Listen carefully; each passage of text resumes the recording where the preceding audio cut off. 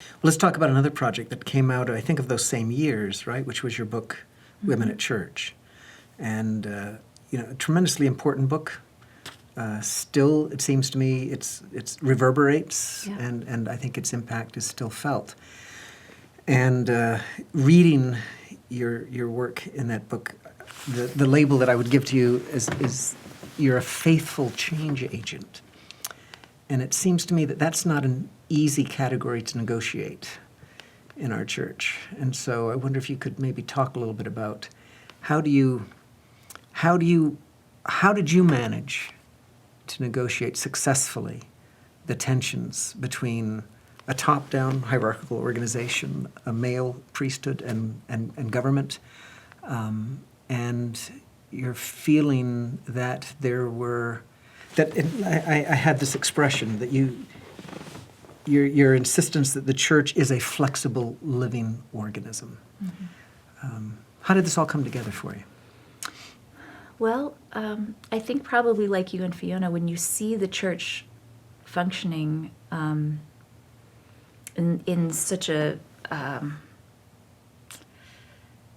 in a way that's kind of responsive to the needs of the community, like I did when I was growing up in New York or in San Francisco. When you see it, when you see the people coming before the institution, which is the way I would describe my experiences in those cities, I think you have greater confidence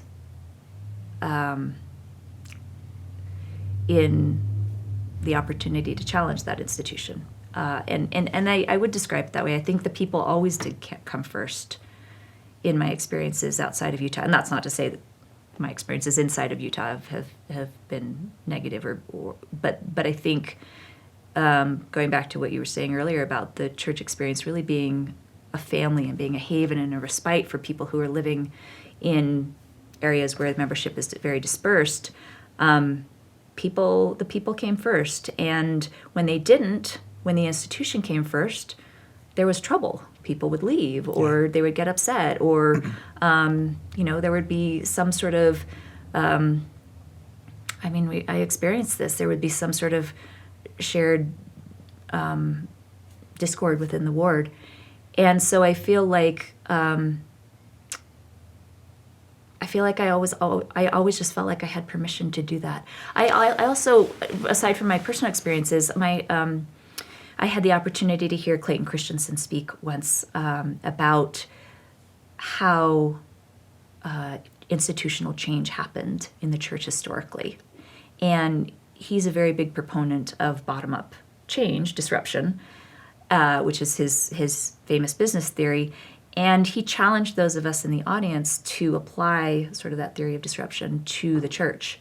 And he said explicitly, having worked with some of the apostles and prophets, that they don't, and as prophets have been, I think Brigham Young, right, has said in the past, we don't want our members to be sheep, right? That the brethren actually get frustrated when the members act like sheep, and that they want us to take initiative and they want us to do what's best for the people. And so that was a really important experience for me because again, it gave me permission to put people before the institution.